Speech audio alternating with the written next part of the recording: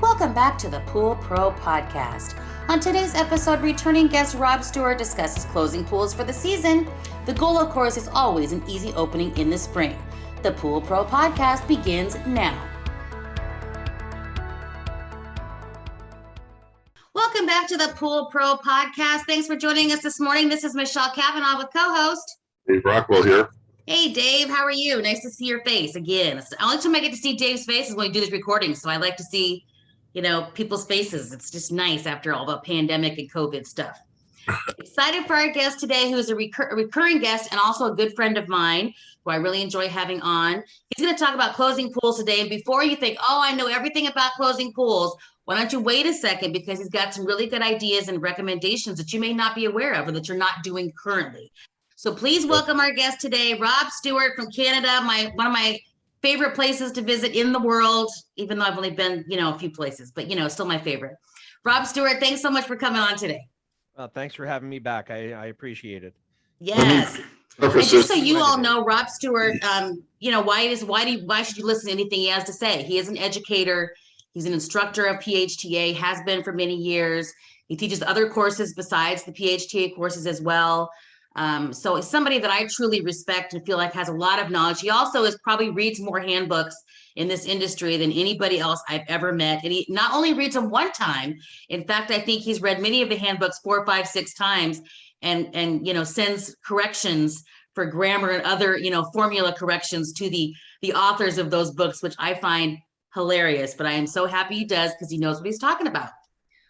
Right, Rob? Well, I get through. Yeah. I like on a Friday night, he reads chemistry manuals. What are you going to do?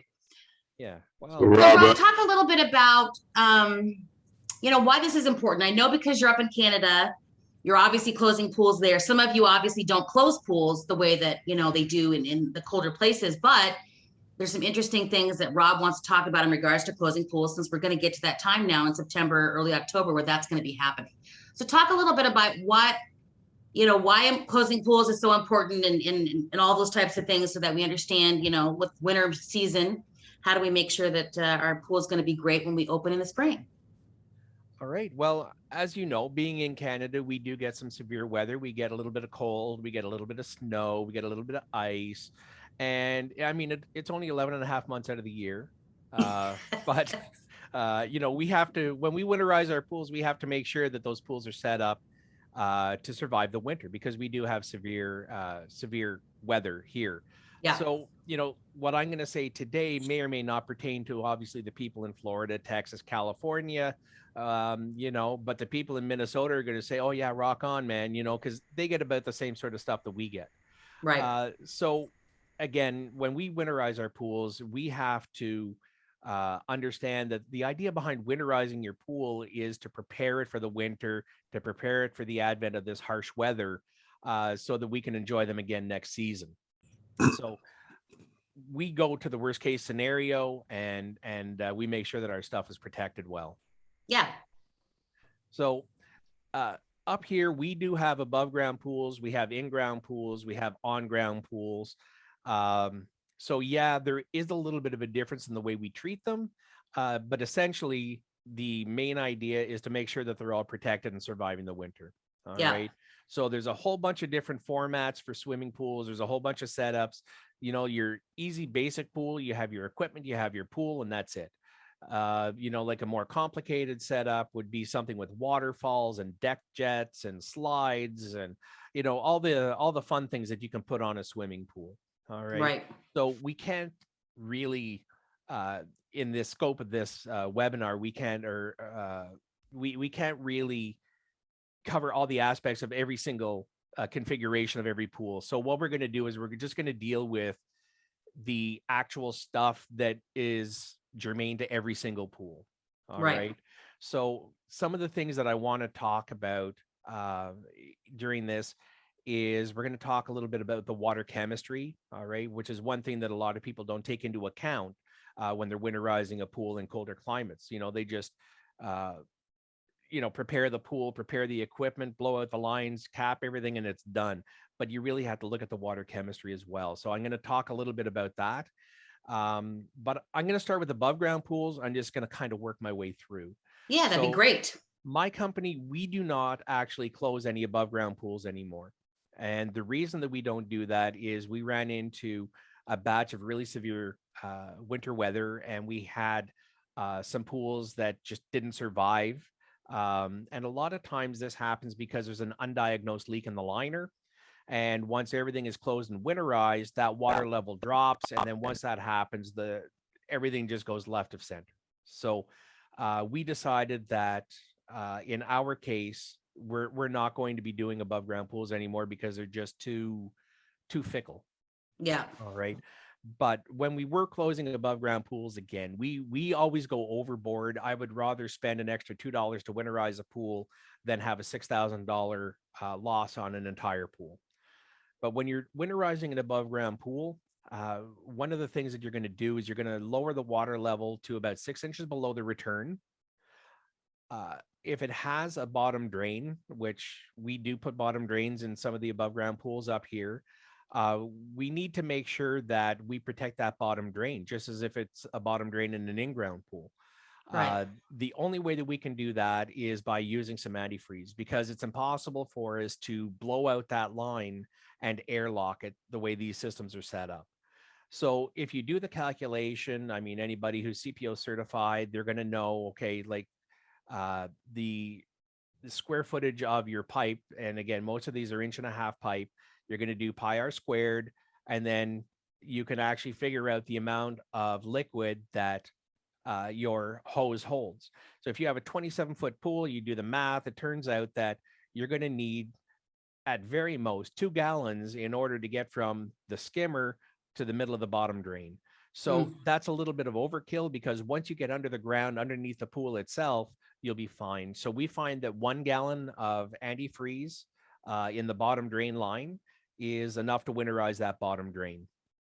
Okay. The next thing is remove all the hoses. Okay. So above ground pools, everything is out in the open. It's all there at your fingertips. And one year I made the mistake of not removing one hose. Again, one of my big bugaboos is unions. All right. I hate hose clamps. Whenever I see hose clamps on a pool, the first thing I try and do is upgrade them to unions. When it comes time to winterizing, you undo this end, you undo that end, the hose is gone. It's done. You're finished. Right. All right. So for the extra $30 for unions, you're going to make your life a lot easier because everything comes apart that much quicker.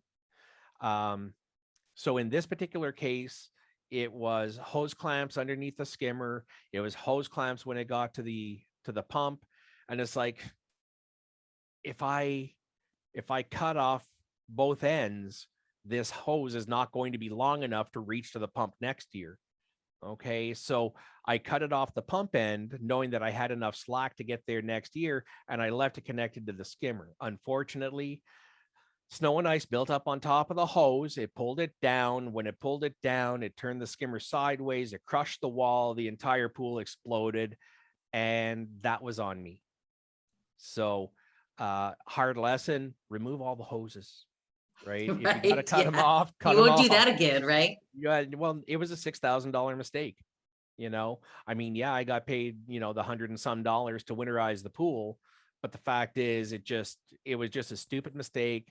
I should have known better. I did know better. I thought, well, I'll get away with it.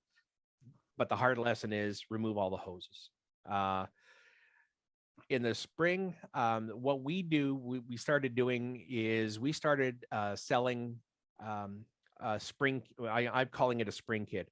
It's essentially a rubber plug, a number 7, number 8 rubber plug, and just a regular square end plug.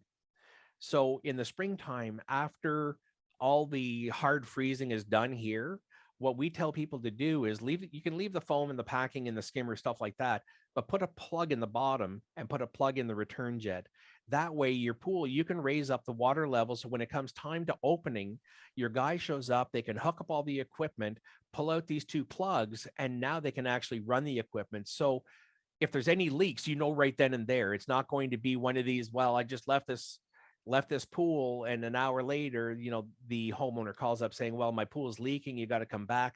It saves you that return visit. So, you know, for like $3 worth of equipment, you can plug the skimmer, plug the return jet, and let the water build up, and then you're ready to go. But you have to make sure it's after all the heavy frosts. All right.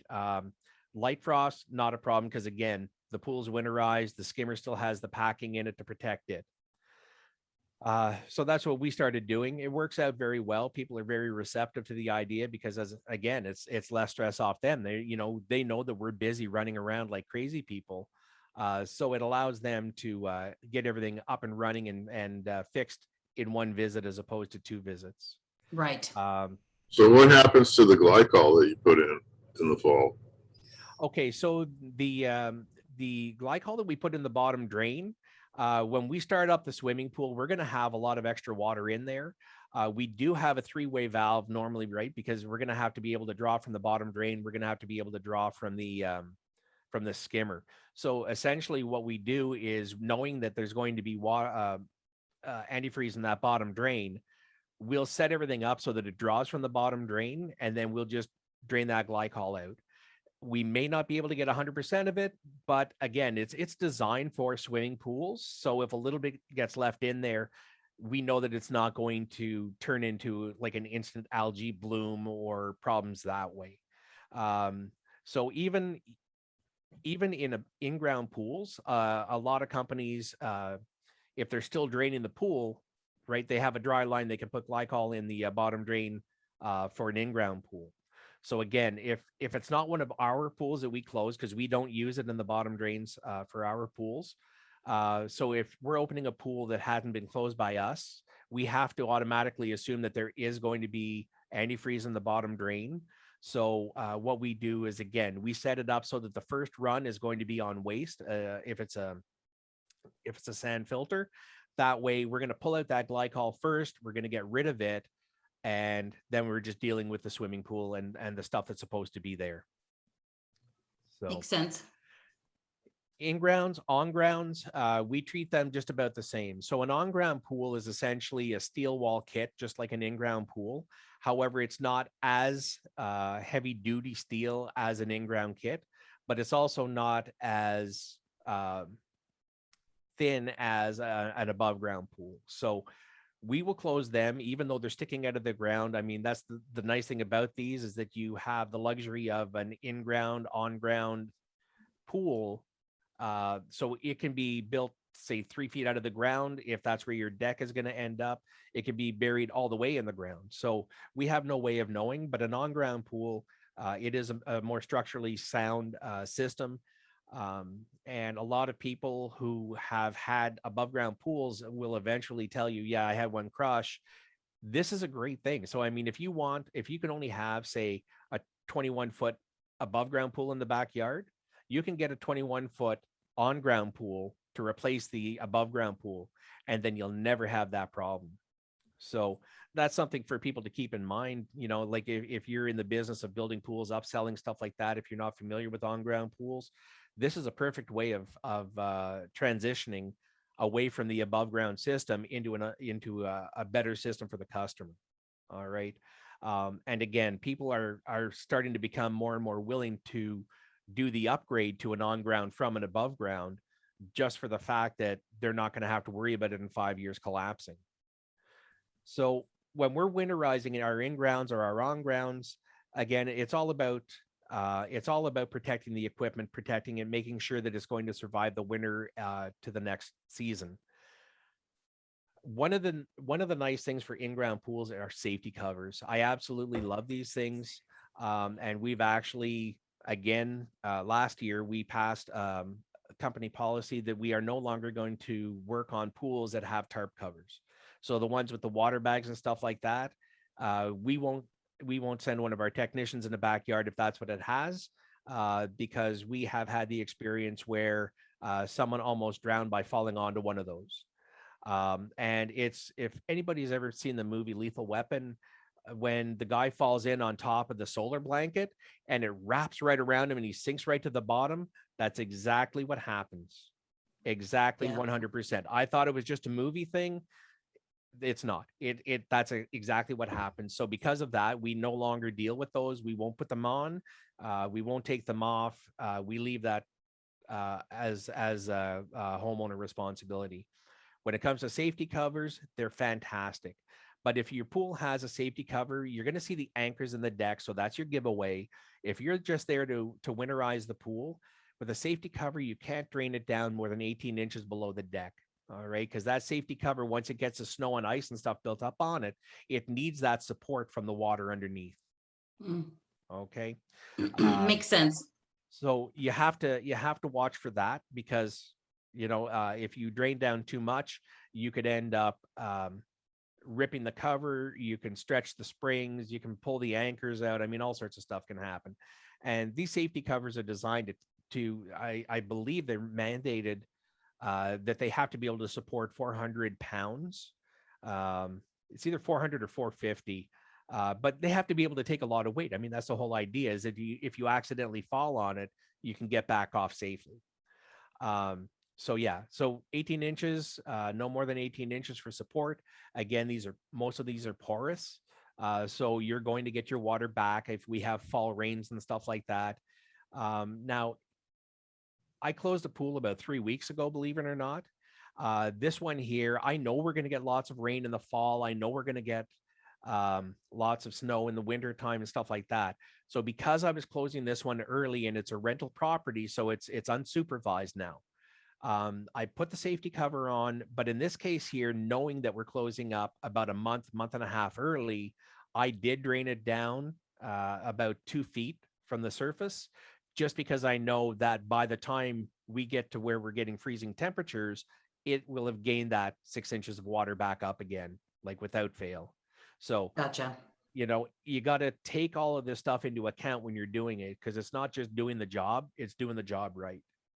All right. Now, getting back to protecting the equipment, when water freezes, it can expand up to 2 times its original size. Okay. So when you're making ice in the freezer, stuff like that, we all know that when you put the water in the freezer cubes, it expands. All right. So since it can expand up to twice its size, we need to make sure that we get at very, very, very least, half of the water out of the lines, right? Because if it doubles in size, we want to make sure that the lines are not going to be taking that shot. So technically, we only have to remove at least 50% of the water, but the fact of the matter is we want to get as absolutely much out as we can possibly get out. So we take extra time in clearing our lines. We'll put our blower on, and we'll have it blowing out the lines for 15, 20 minutes before we're actually satisfied that, yeah, okay, we've done everything we can possibly do. So we take that extra time, and we putter around doing some of the other stuff as far as winterizing, or preparing to get winterized. We can orient the safety cover if we have one. But that extra time, I mean, and again, as the blower runs longer and longer, it also heats up. So if there is any residual water in there, we're hoping that extra heat is going to help move it out as well, and dry, say, the core of the heater, so that we don't get corrosion over the winter. One of the things that I learned, and again, I learned it the hard way. This is all stuff that I've learned over the years. So I'm happy Done it to wrong share and this. learned, right? Yeah. So I used to use a shop vac, just like everybody else. We used to use a shop vac to blow out all these pool lines. And it seemed like it was doing great. It seemed like it was doing the job. But the fact of the matter is, I went out and I bought a commercial blower, and I went back and I did one of the pools that I had closed with the shop vac, and I was amazed the amount of water that came out after what I thought was a very efficient closing. So then I became nervous. I had to go back just for my own personal satisfaction, and basically reclose all of my pools that I had closed up to that point, to make sure that they were done and protected. So my advice, if you're still using a shop vac, if you have a very simple pool design, just basically a body of water, a pump, a filter, a heater even, yeah, you probably get away with it with a shop vac. If you have stuff like waterfalls, if you have stuff like a slide, if you have deck jets, if you have any other kind of a water feature, spend the money, get a good blower, make sure that you're doing the job properly, because it's a lot cheaper than having to go and replace somebody's pool, digging up someone's backyard to fix a broken line that was your problem. Especially a lot of the newer pools are switching from 1.5 to 2-inch plumbing. Your shop vac is not going to clear those lines out. I promise you, it's not going to happen. How about a CO2 bottle? Would that work? No, because you wouldn't have the capacity with the CO2 bottle. You need to move an awful lot of air through these systems. Now, I've heard a lot of guys use carbon dioxide, like when they're pressure testing, when they're doing a new build and stuff like that. Yeah, that would work, because when you're pressure testing, obviously everything is closed off, so you only need a finite amount. The reason we use a blower is because it's infinite. It draws the air from around and it just keeps blowing, blowing, blowing until we're done. So you would blast through a bottle in like a few seconds. You would not be able to, I don't feel that you would be able to achieve the results that you need to get. Another reason for a blower is if your pool is equipped with a solar panel. Well, you've got to blow that panel out on top of the roof. And that brings up another topic. Solar panels feed from the bottom and push the water to the top. So you actually have to undo both those lines and blow it backwards. So if your feed is up the left pipe, you have to blow through the right pipe so that you're blowing that water down to the bottom of the array and out of the system. All right. And the same holds true when you're using a heat pump. Heat pumps do the same thing. They feed from the bottom of the tank and they return from the top. Okay. And the idea behind that is to keep the water in the system a longer period of time so that it actually heats up better. So again, you've got to keep that in mind when you're blowing these things out, because if you were to just blow it regular, all that's going to happen is the water is going to go through, or the air, excuse me, is going to go through the water trapped in the tank, and it's not going to empty out that tank. Gotcha. So, another thing is, and this is an area that a lot of people miss. I see it when I'm opening pools. I see it when I'm closing pools. A lot of the heaters, or the older heaters, excuse me, had like a downflow pressure switch. All right. So the pressure switch is in there so that when there's water pressure, it activates a switch that says to the heater, yes, I've got water moving. Go ahead and make it warm. But they used to hang them off the bottom of a pipe, a small pipe. All right. So there was no way for the water to come out of those switches, which means that you have to open up the heater. You have to take that switch off and hang it upside down so that it would drain properly. A lot of the builders now on the newer heaters, they're already built in such a way that they are sitting on top of the header and draining downwards. So that's something that a lot of people miss. You have to remember to make sure that you do that as well when you're blowing out heaters. Now, when it comes to pools in general, the idea is to prevent damage.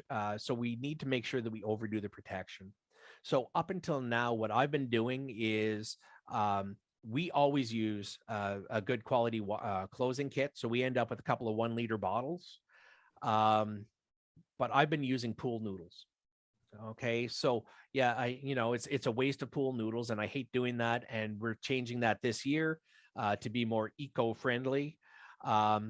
So what we would do is we would just take the pool noodles and we would just cut them into the appropriate length, and we would just pack the living daylights out of the skimmer, out of the throat of the skimmer, in the front of the skimmer. We put, if it's a bottom drain, like I said earlier, we don't use antifreeze. So what we'll do is we have, it's called foam rope. It's essentially the same as a pool noodle, but there's no hollow in the middle. And we get the 1 inch. So when we're putting it down the 1.5 inch, there's hardly any space left on the walls. And we put it down at least 3 feet. All right. So we put a 3-foot long piece of this foam rope in, hold it in place with a plug. Yes, there's still going to be water in there, but now that it's got the foam that it can crush, if we get a heavy freeze, everything will be fine. And we've never had an issue doing it that way.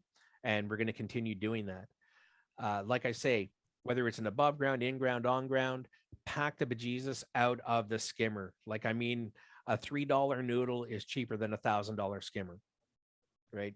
Right. So that's what we've been doing. Now this year, again, it was bothering me that we're taking these brand new noodles, cutting them up, putting them in the skimmers, and then in the spring we just bag it all up and it goes to the landfill. So anybody who's eco-friendly is, I hope, going to appreciate this. Instead of filling the landfill up with all these pool noodles, we've switched over to the styrofoam skimmer inserts. So yes, eventually they're going to die. Yes, eventually they're going to end up in the garbage. However, in the meantime, we're going to get 3, 4, maybe 5 seasons out of these pieces Out of of it. foam, as opposed Right. to 1 season out of the noodles. And in the meantime, they do an awesome job because they pack the skimmer nice and easy. Yeah, that's where And we're then going talk with about it. the water chemistry on that, because I know that's a big thing, Rob. You talked about as far as, making sure the water is balanced when you close it so that just talk about that. I know that's a thing that Okay, you're very concerned about. so again, like all season long, we're balancing pools. We're making sure that it's within range for the LSI, which is the Langolier Saturation Index. We're making sure that we're falling in there so we have balanced water all season long. But the problem that we have, and a lot of people don't pay attention to it, is when we winterize our swimming pool. Now, again, up here, it's a lot more drastic than, say, down in Texas, right? You go from the hundreds to the 80s over winter. You know what I mean? So it's not as drastic a change. However, up here, because we go to like 40 below, for crying out loud, we need to take that into account when we winterize our water, because when the water gets cold like that, it changes the LSI. The shift in temperature is actually enough to change the LSI on our pool. So if you don't compensate for that when you're winterizing, then what's going to happen is you've winterized your swimming pool and your liner is going to be exposed to unbalanced water for the 5 months, 4 months that it's actually closed over wintertime. So what we do is, and we just put our notice out last week, because pretty much all we do is balance swimming pool water. So we put our notice out September 17th. That's it. That's the last day we're going to balance pool water. And we're getting the phone calls in. Oh, yeah, well, I don't want to close mine until the first week of October. It's like, hey, that's perfect. Most of our pools are saltwater generator, which means that it naturally has the ability, it's going to drive the pH up. Okay. If we close it, if we do a balance too close to closing time, mostly what we're doing is knocking the pH down into range for people to use. We stop balancing early so that it allows your system to raise the pH up. So if you close your pool with a pH of 8, when that water temperature drops down, you're going to have balanced water in that swimming pool. All right. So that's one of the things that we try and take into account when we winterize your swimming pool. We try and make sure that that pH is up nice and high, so that we end up with balanced water in the pool over the wintertime. Another thing, and I just touched on it, is closing kits.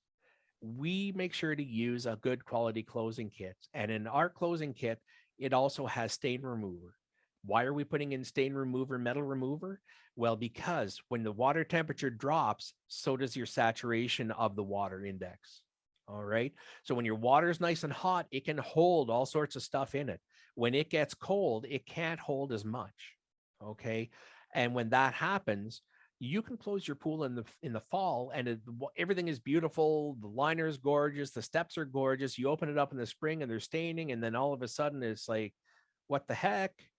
Well, that's what happened. The saturation, you had metals in the water, which is perfectly fine. They're dissolved, they're suspended, they're staying there.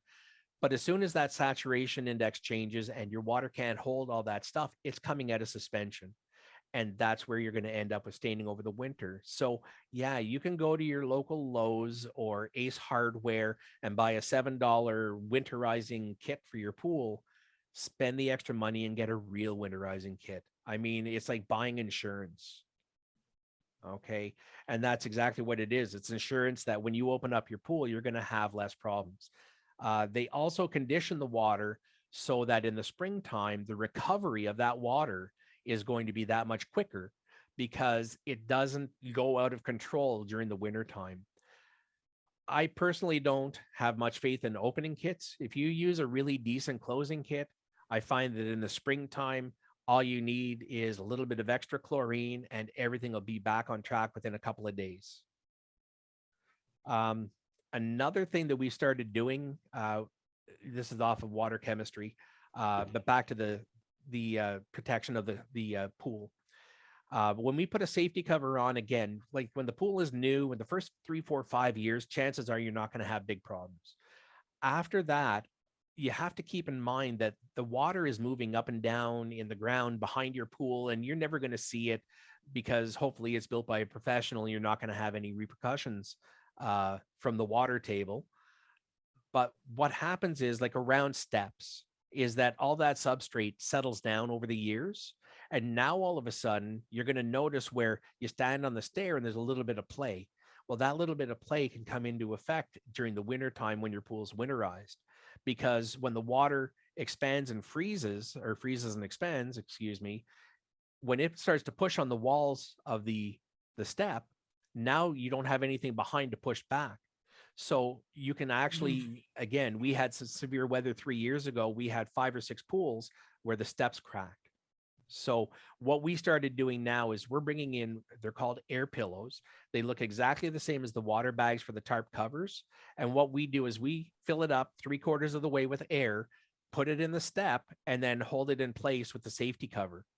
And that way, when the water expands, it can react on that air pillow as opposed to the step. Huh. So that's what we do. And that's how we close our pools. Dave's like, what are you talking about? We don't have that kind of ice here in California. So I can't relate.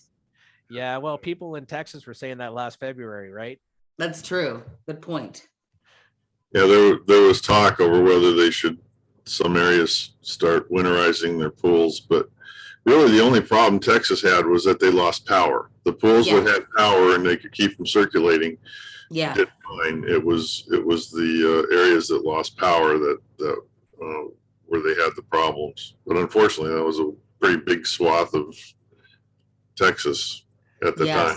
Right, very exactly. Unfortunate. Now, unfortunately, Louisiana, I hear, is going through the same thing, but not with freezing, but with extra water and stuff like that. Debris and all that stuff. They've got no power. So again, they're going to end up having, water issues that they're going to have to recover from, unfortunately. But yeah, you gotta be ready for what comes, right? Have a good escape plan. Well, you've made me really happy that I don't live in a winter climate. He's like, I'm doing my best and not living in one either. So he doesn't have a choice. Hey, Rob, real quick, as far as draining pools, like you talked about, obviously people should be familiar with their own regulations in their own areas, depending on what kind of, restrictions there are on draining water and where that water goes. Can you just touch on that briefly? Yeah. So, I mean, there are courses out there. I've taken one. It was like, I can't remember the exact name, but it was water discharge in the backyard or something like that. And, in that course, and again, you've got to go by the regulations that are set in front of you. So in my particular case, I have to go with City of Ottawa if it's an Ottawa pool. If they don't have any regulations for that, which they do, then I have to go with municipal, which is Ottawa Carleton. And then if they don't have any regulations, which they do, I have to go with provincial legislation, which would be the province of Ontario. Right. Right. And then, of course, that's all governed by federal regulation. So it's like that. So you have like a 4-step process. You need to understand what the regulations are. In our particular case, for the City of Ottawa, their regulation is Regulation 2013-512. So, I mean, it's been on the books for close to 9 years, 8 years, 9 years, right? It's been on the books. They don't enforce it as vigilantly as they could because they understand, like there's really not a whole lot of options. But you have to understand what the regulations are and try and comply. If you show them that you're trying to comply as much as you possibly can, chances are they'll work with you.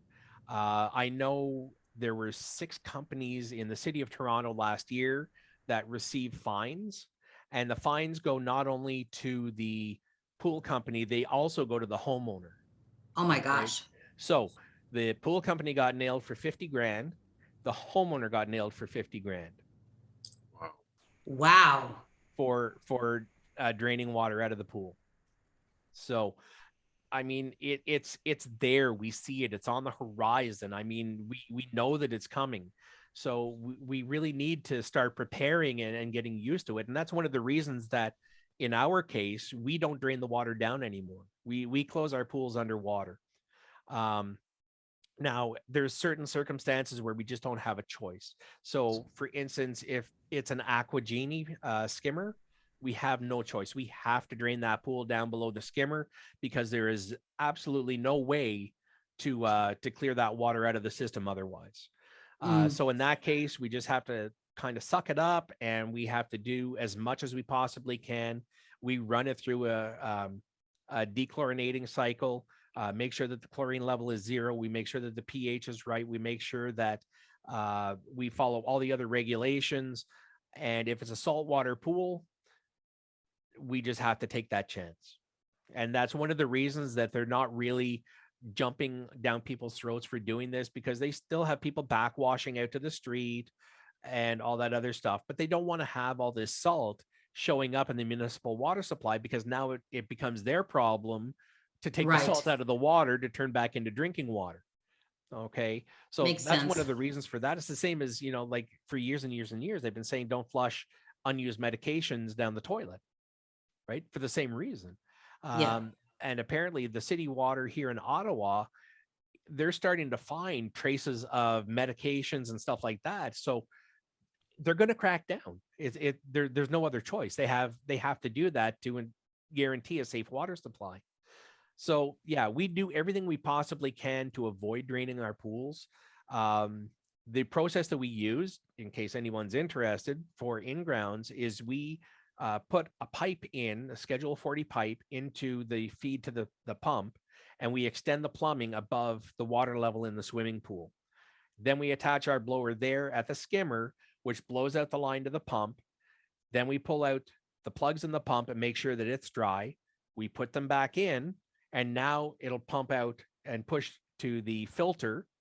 Now, again, I found that if the filter is inside a shed or a building, if we leave it on filter, it will actually blow 90% of that water out of the filter before we take the drain plug off. Right? Otherwise, most people, what they're doing is they're putting it on recirculator whirlpool and just blowing out the lines and then just taking the plug off and flooding the shed, which again, I hate. So I actually, not to self-promote, but on the aquatic facility YouTube site, there's actually a picture of me doing like a live blowout of this guy's pool where we did that. I take out the drain plug. There weren't 3 drops of water that came out. All right. So it can be done. You just have to once again, give it time. So yeah. So once that's blown out, then we take out all the plugs and stuff for the heater. So we basically go downstream, making sure that everything is winterized as we move down the flow of equipment. Once the heater is blown out, then we will move on to the salt system, right? Because a lot of people have salt systems. Well, this is a perfect time of year to be pulling out that salt cell. It takes 3 seconds. You take out the salt cell, you inspect it. If it needs to be cleaned, you clean it. We try and only clean when it's needed, because every time you clean it with acid, you're shortening the life of the cell. So we try to minimize that as much as we can. But again, wintertime is a perfect time to make sure that the cell is nice and clean, ready to go next year. Then when you come to open the pool, you just do your thing. Well, since treating the water is the last thing, now it's going back down underground and it's coming out the return jets. So again, in most cases, if you pay attention, one jet is going to clear before the other jet. Okay, so that's the one that you're going to close off first. So again, we see the air bubbling out of the jet. And as far as I'm concerned, I like this process better than draining below the jet and blowing it out. Because when we put our plugs in these return jets, we can see if there's still bubbles coming out, pull the damn plug out, retape it, and put it back in. And if you have to do that 4 times, 5 times, do it 4 or 5 times. But you can actually see that you've got a good seal. Then we do that return jet, we go and we do the other return jet, And once the return jets are done, if there's other features such as a waterfall, at that point, we divert the airflow to the waterfall exclusively. And we just let it blow out until we're actually ready to leave. I mean, there's no way that we can seal the waterfall. So we just let it blow and blow and blow until there's literally nothing coming out, and it's got the hot air going through it to evaporate anything that might be caught on the lines. And then we're good to go. We're golden. How many pools do you close in the fall, Rob? Usually we close between 200 and 300. Oh my gosh. Okay. Quite a few. Well, I mean, it takes a couple of days, right? Hopefully more than a couple of days. Well, not hopefully, but for your sake, Yeah. Well, I mean, again, and Rob's, Rob doesn't, Rob, which I think is unlike a lot of other pool guys, but I think Rob, you still have your retail store in the wintertime, right? Or is that closed down too? No, what we do is we shorten the hours because we do supply hot tub. Okay. Hot tub chemicals and like frou-frou stuff, like smell pretty oils. And, right.